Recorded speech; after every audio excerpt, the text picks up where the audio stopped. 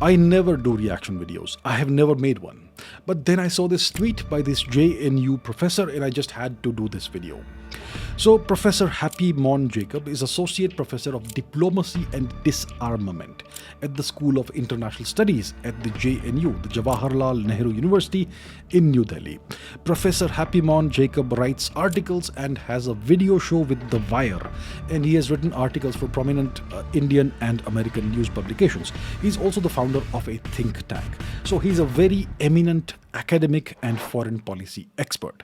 Now, here is Professor Happymon's tweet. It begins by saying, to all those Indian Russophiles out there, how do you reconcile with these facts? And then he lists out a number of points. Point number one is that Moscow is best friends with your biggest and most consequential strategic challenge ever, who has not only threatened you, but has acted on it. And that love affair is only growing by the day.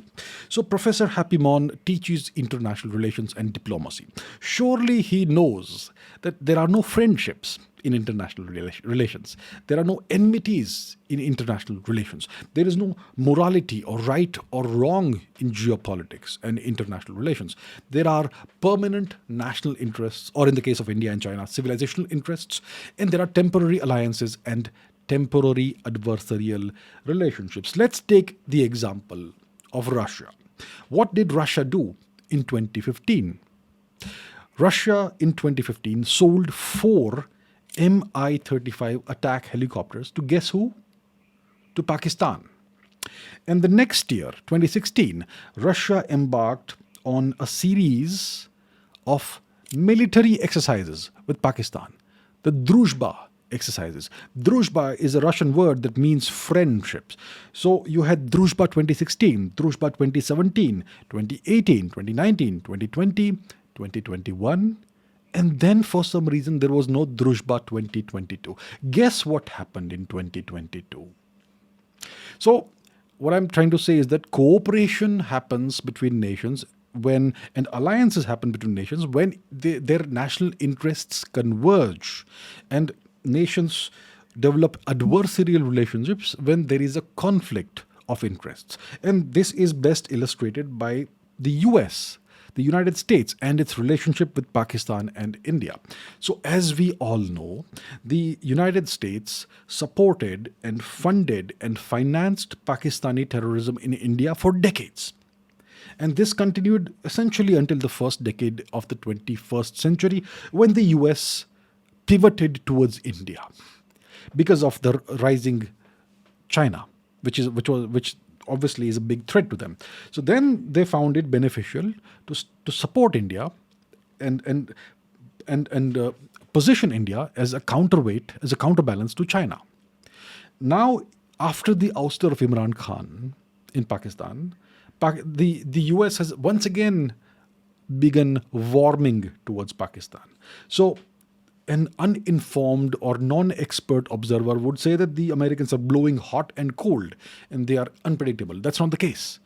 There is a very clear logic, strategic logic behind these policy changes, right? So you have cooperation and alliances when interests converge, and you have adversarial relationships that develop when there is a conflict of interest. Now, we will not go into the details of this entire matter in the US and India and Pakistan, but you can see how things change.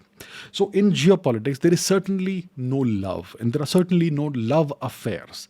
Love can happen on a people-to-people basis when the cultures of two nations align. For example, India's culture converges significantly, aligns significantly with the culture of the nations of Southeast Asia, Eastern Asia, Japan, even China. But even when the cultures are the same, there are exceptions. Take the example of the Five Eyes Alliance. The United States and its four closest satellite states, vassal states, so to say: Canada, the UK, Australia, and New Zealand. So in the late 20th century, the Americans sold a bunch of FA-18 fighter jets to the Australians. And the Australians very quickly discovered that these fighter planes had target acquisition systems that were essentially crippled because they refused to lock on to targets that the Australians wanted to acquire.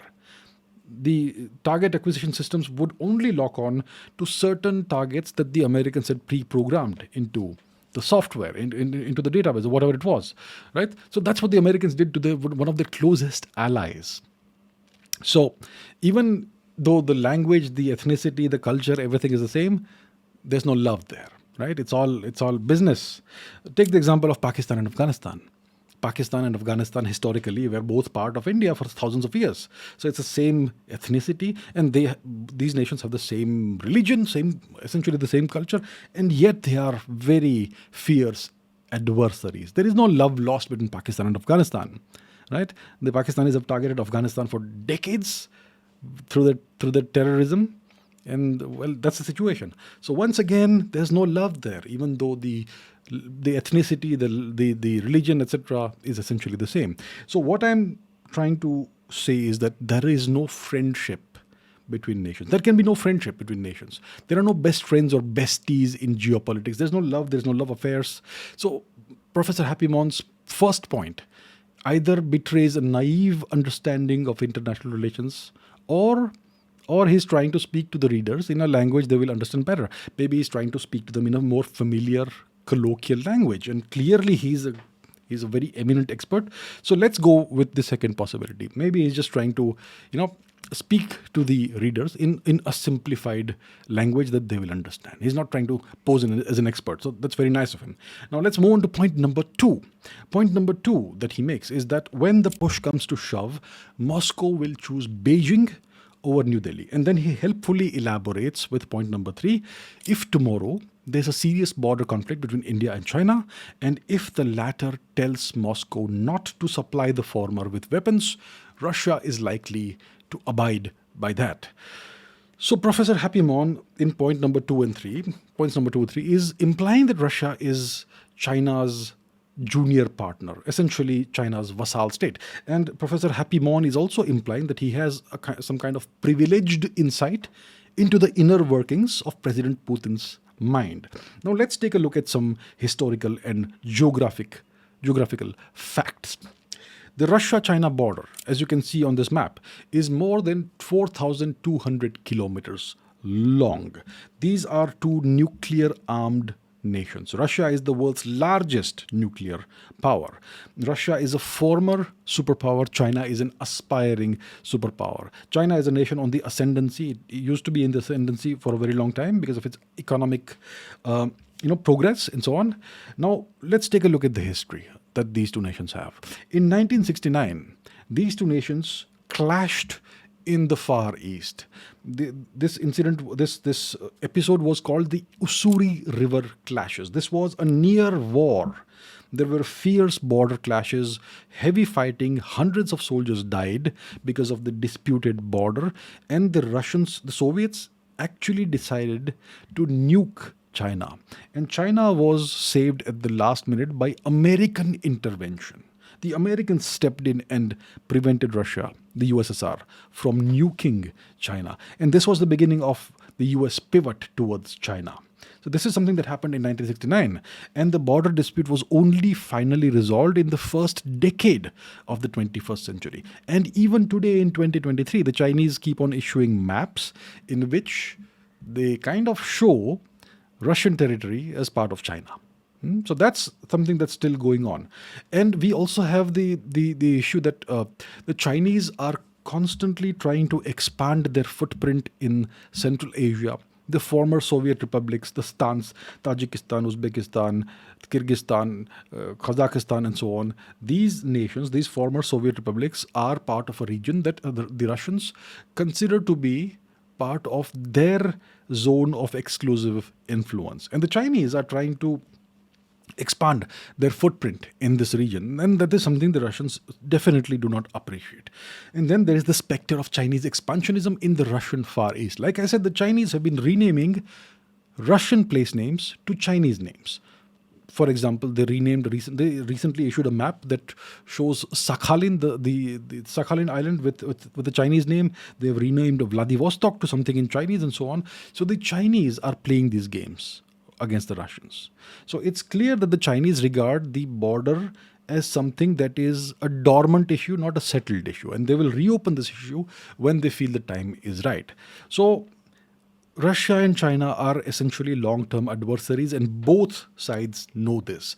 Right now, there is a kind of modus vivendi that both are following. They are cooperating and collaborating on certain issues because they have a much bigger threat, which is outside, which is the US, right? Now, after the Ukraine war started, Russia was in a very tight spot. It had been bombarded by US sanctions, and because of this, the Chinese had hoped, it was their great hope, to make Russia their client state. And this was a very real possibility. But this possibility was averted, it was foiled by India. So India acted as a pressure release valve for Russia by buying up enormous quantities of Russian oil, which released the pressure on Russia and ensured that the Russians would not have to depend on only one nation, China, for for trade, for selling their oil and all that. So India essentially saved Russia from becoming a Chinese vassal state. And we can see the sudden rise in India's stature in global geopolitics after the Ukraine war. So that is something that has to be noted. Now, the current situation is that Russia's number one threat is, as we all know, it's the United States, right? Everyone understands this. And Russia's hedges against the US are China and India. That's why it considers its relationship with these two nations as a privileged relationship, and this is reflected in Russia's updated foreign policy document. Now, from the long term perspective for Russia, China is a real and present danger and threat. And from Russia's perspective, India is not a threat. India does nothing whatsoever that threatens Russia's national security or geopolitical interest. China does that. So, from Russia's perspective, India and China together are hedges against the US, but India is Russia's hedge against China.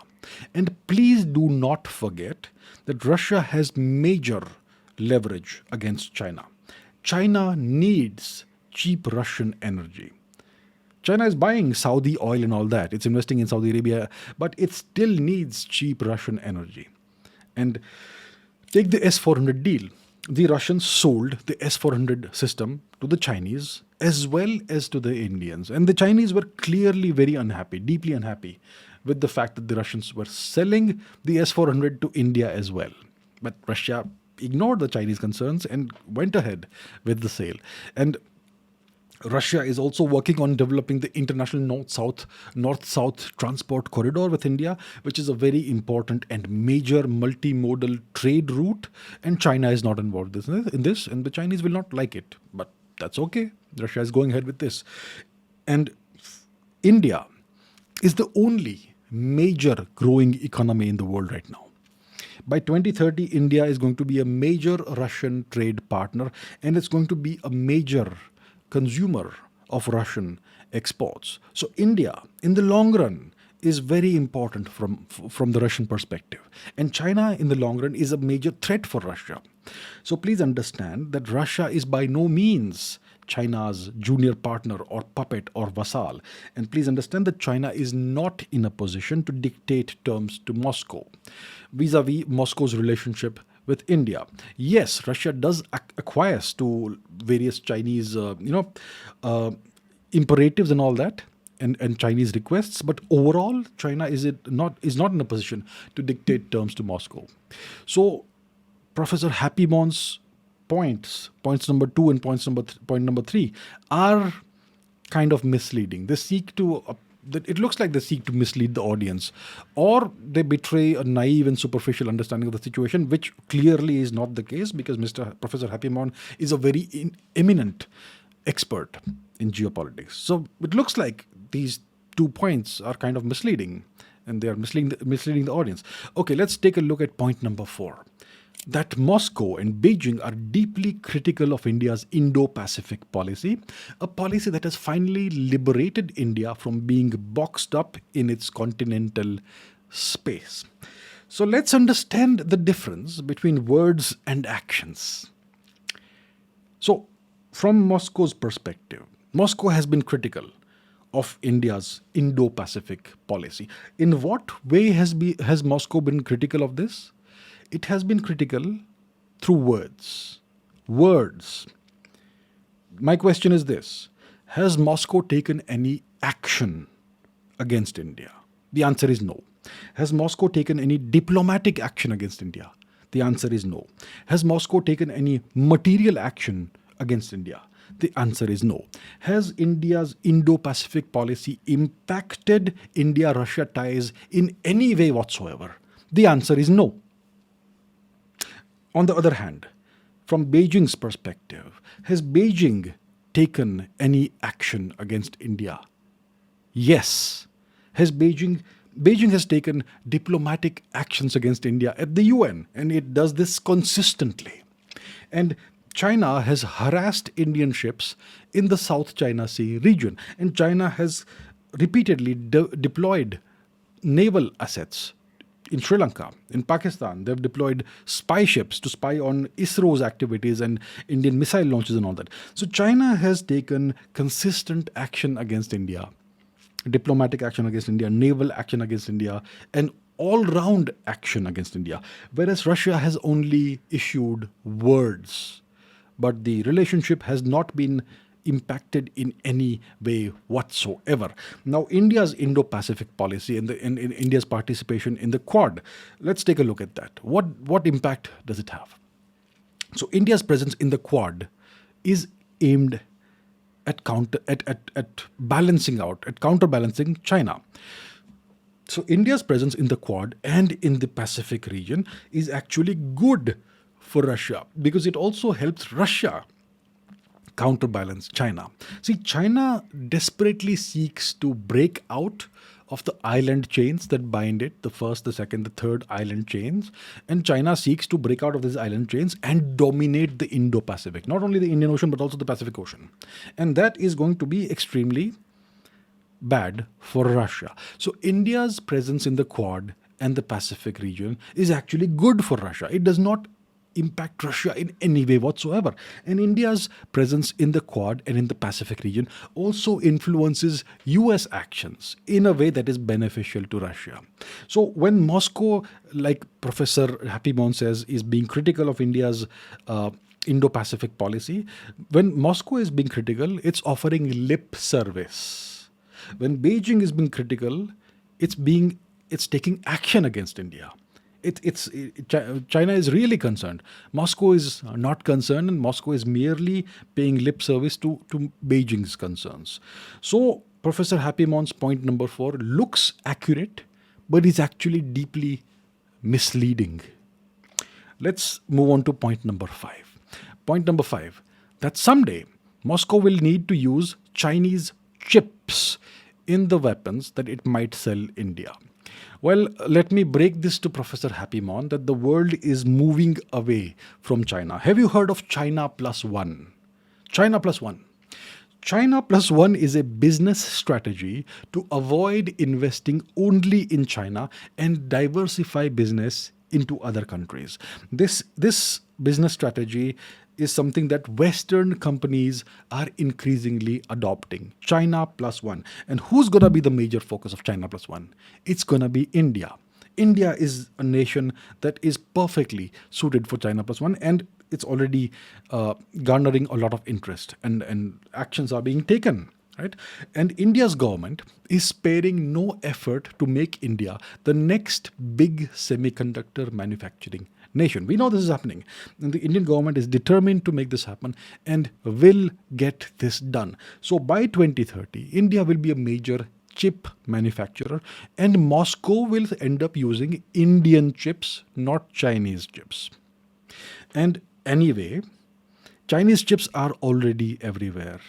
In your cell phones, in your laptops, in your tablets, and even in defense equipment around the world. This is already a major point of concern, even in the US, even in the EU, even in NATO. And what about US chips? US chips are already everywhere. So whether we talk about Chinese chips or we talk about US chips, we're already compromised. So my point is that Make in India will address this issue, Professor Happymon. So point number 5 is just pointless fear-mongering, I'm afraid. Let's move on to point number 6. That pretty much every weapon system that Moscow sells you is also available to China. or China has already reverse engineered them. So let's look at it from a different perspective. Every US weapon system is also available to Pakistan. Every French weapon system is also available to Pakistan. And when you talk about Chinese reverse engineering, this has been known since the 1950s. The Chinese have reverse engineered dozens of weapon systems, including dozens of US weapons systems. The AH-64 Apache helicopter, the UH-60 Black Hawk helicopter, the F-35 Lightning 5th generation stealth fighter, the MQ-1 Predator UAV, the MQ-9 Reaper UAV. The Chinese have reverse engineered all of these weapon systems and dozens more. So should the world stop buying US weapons? Should the world stop buying French weapons? What exactly is Professor Happymon suggesting? I fail to see the point. Now let's move on to the next part of the tweet. For sure, buy Russian oil, weapons, or whatever, but don't lose perspective. In brackets, which I think GOI, Government of India, has not. So this statement, this sentence, is essentially a hedge against anyone who claims that this tweet is aimed at the Government of India. This is essentially Professor Happymon protecting his backside. Right? The next part of the tweet is, in short, he concludes by saying this. In short, your Russophilia shouldn't make you blind towards the China threat, nor should it allow the threat to creep on you. That's when you lose perspective. So the key word here, the operative word here, is Russophilia. Professor Happymon is accusing someone of being Russophiles. So the question is, who is Professor Happymon happily taking pot shots at? Is he taking aim at the Indian government? Is he taking aim at certain sections of the Indian population? He's already protected himself by issuing the former statement vis-a-vis the Indian government. So what's he trying to do? Who is Professor Happymon taking aim at? What is he trying to do? Is he trying to influence his readers? Is he trying to possibly mislead his readers? There is something called Hanlon's razor. Hanlon's razor says that never attribute to malice what can adequately be explained by stupidity. Now, I would not dream of accusing Professor Happymon of being unintelligent. After all, he is a professor at the JNU. So the question is, what is he trying to achieve through this tweet? What is his agenda? Understand that Russia does not threaten India in any manner. Russia does not harm India in any manner. Judicious and careful cooperation with Russia is actually beneficial for India, and that is the policy that the government of India has been following for quite some time, especially after the Ukraine war broke out. But Professor Happymon is advocating against it, and he is mocking those who he calls Russophiles. So the question is, what is Professor Happymon's agenda? Who is he trying to target? Who is he aiming at? And dear viewers, I fail to understand this. Professor Happymon is clearly too intelligent for me. Does he have a xenophobic agenda, an anti-China agenda? Is he perhaps promoting the US agenda at the expense of India's national interest? Perhaps. I'm just wondering aloud. So I am unable to understand, dear viewers. I am completely, totally stumped. So please help me out. Let me know in the comments below, what do you think Professor Happymon is trying to achieve through this tweet? Please let me know in the comments below. I look forward to seeing your comments. Thank you for watching.